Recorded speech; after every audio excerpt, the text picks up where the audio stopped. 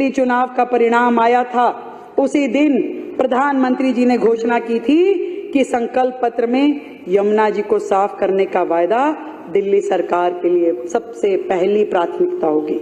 यमुना को साफ करना हमारी पहली प्राथमिकता है। दिल्ली जो कभी यमुना के निर्मल जल से संचित होती थी, आज जल संकट, सीवेज के बहाव और प्रदूषित जलाशयों से जूझ रही है। सारे सीवेज जब आपके नाले वहां जाके गिरेंगे और आपका कोई प्रयास ही नहीं होगा यमुना को साफ करने का, तो यमुना साफ होगी कैसे? केवल झूठे वायदे, झूठी कस्में पिछली सरकारों ने खाई।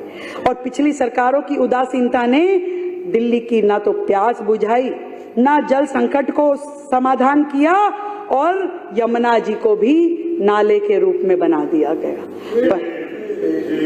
परंतु भारतीय जनता पार्टी की दिल्ली की सरकार प्रधानमंत्री श्री नरेंद्र मोदी जी के साबरमती रिवर फ्रंट और नमामि गंगे जैसे ऐतिहासिक पहलों से प्रेरित होकर हम दिल्ली के जल प्रबंधन को आधुनिक, वैज्ञानिक और सतत विकास के साथ जोड़ करके बनाने के लिए प्रतिबद्ध हैं और यमुना की सफाई के लिए प्रतिबद्ध है। यमुना केवल एक नदी नहीं है, हमारे लिए एक नदी नहीं है, बल्कि ये हमारी सांस्कृतिक और ऐतिहासिक धरोहर है। हमारी धरोहर है, हमारी माँ है, आराध्य है। यमुना की सफाई हमारे घोषणा पत्र का एक महत्वपूर्ण अंग है और इस बजट की भी मुख्य प्राथमिकताओं में से एक है।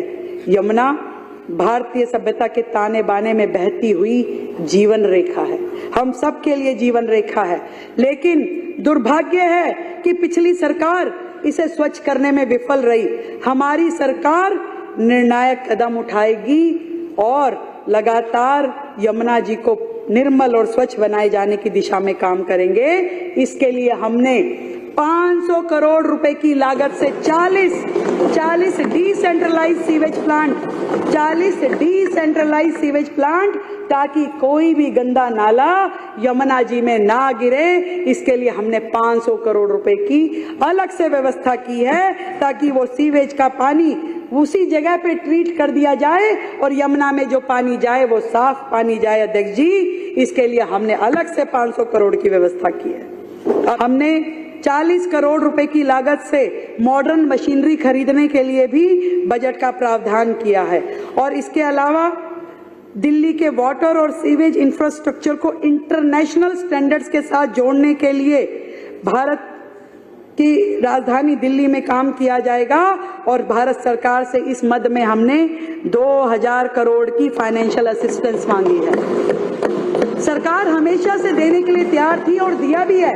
कभी इन लोगों ने उसका लाभ ही नहीं उठाया, करना ही नहीं चाहा, तो कैसे होता? पर डबल इंजन की सरकार अब जनता को दिखाई देगी कि किस प्रकार से काम कर रही है। ये काम मुश्किल जरूर है। वर्षों से उपेक्षित दिल्ली को राह पे लाना इतना आसान नहीं होगा, ये बात हम सबकी समझ में आती है। पर मैं इस सदन को ये बताना चाहती हूँ, इस दिल्ली वासियों को ये बताना चाहती हूँ कि लहरों से डर के नौका पार नहीं होती और कोशिश करने वालों की कभी हार नहीं होती। अगर ईमानदारी से कोशिश की होती तो शायद आप लोग भी कर लेते, परंतु ईमानदारी से कोशिश की ही नहीं गई। परंतु अब सरकार इस काम को करेगी। आरटी टुडे दिल्ली न्यूज, जो दिखाती है आपके क्षेत्र से संसद तक की खबरें। सच्ची खबरें देखने के लिए सब्सक्राइब करें।